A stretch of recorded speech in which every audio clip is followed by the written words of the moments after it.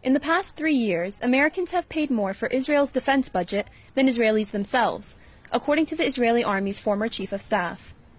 The United States gave nearly $3.1 billion to Israel this year, making it the #1 contributor of American foreign aid.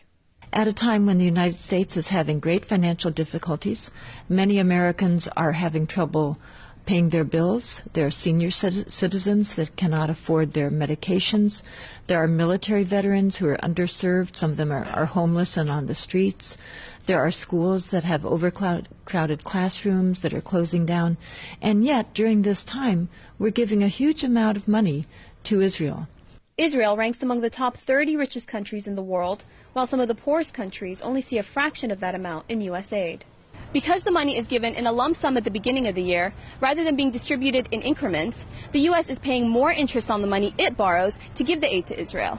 According to the Congressional Research Center, once dispersed, Israel's military aid is transferred to an interest-bearing account with the Federal Reserve Bank.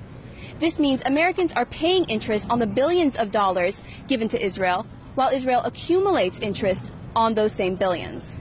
Allison Weir of If Americans Knew states there are other areas where the U.S. government spends because of Israel. There's other aid that we give abroad that's basically on behalf of Israel. So we give about $2 billion a year to Egypt and to Jordan.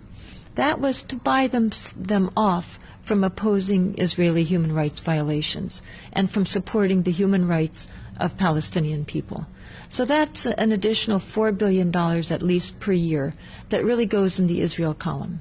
With U.S. presidential elections around the corner, each of the two major parties' candidates have made promises to cut spending in order to decrease the staggering U.S. debt of $16 trillion.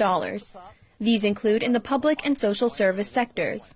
Right now, the U.S. shouldn't be spending money on anybody, period.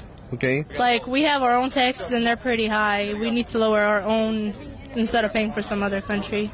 Israeli military commander Gabi Ashkenazi, who made the statements during a conference last month, was issued an arrest warrant in 2010 by Turkey for ordering the assault on the humanitarian flotilla, resulting in the death of 9 civilians.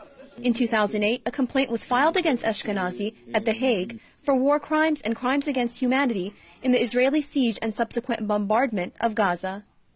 Marjan Asi, Press TV, Washington.